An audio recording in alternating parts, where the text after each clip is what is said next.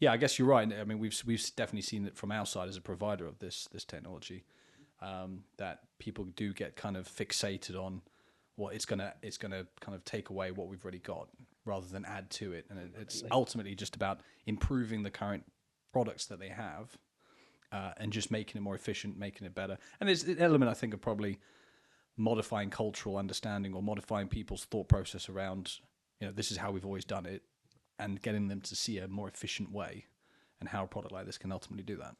To give you a couple of examples of what we see quite often is where companies always received paper invoices up until 5-6 years ago or whatever. Now the majority of invoices arrive as PDFs attached to an email. Yeah.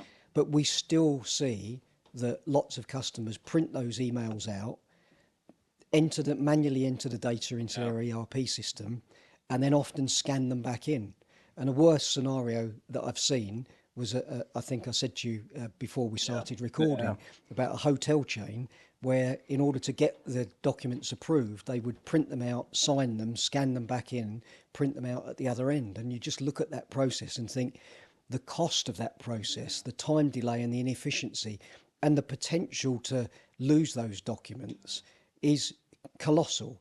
When, by comparison, you can automatically receive that invoice that came in by email directly into Therefore, and go through all those approval processes at the click of a button. Really simple. Yeah, and I think, I mean, we were talking about, Mark and I were talking about this just before we started this podcast, and talking about this similar situation, and what came to mind then and now, and although I don't have the statistic on top of my mind for the errors in a process, an AP process, what does come to mind is I was recently looking at statistics of duplicate payments.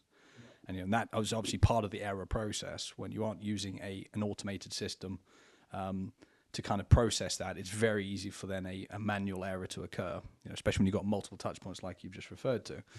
And what came to mind is, I believe it's 5% of invoices are duplicate payments as part of the accounts payable process. Which you think is, okay, 5% is not a huge amount, but if you're dealing with a business where those invoices are in the thousands, Numbers, so that racks up, becomes quite a lot of money.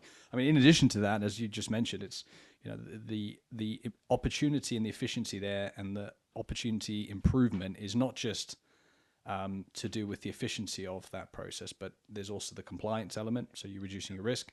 There's also the environmental impact. If you're printing more and more documents rather than keeping them digital, it's going to come at an additional cost. Then there's probably the security aspect as well, rather than it being kept in one centralized system with all that information in one place. Well, there are some other, interesting things as well. Is the duplicate payment thing is a real challenge for some businesses, and of course, with a solution like Therefore, you can set up automatic duplicate detection. But then some of the things that are less obvious are fraudulent invoices. In this day and age where you get companies that are set up and they will mimic a trading name, but the bank details are different.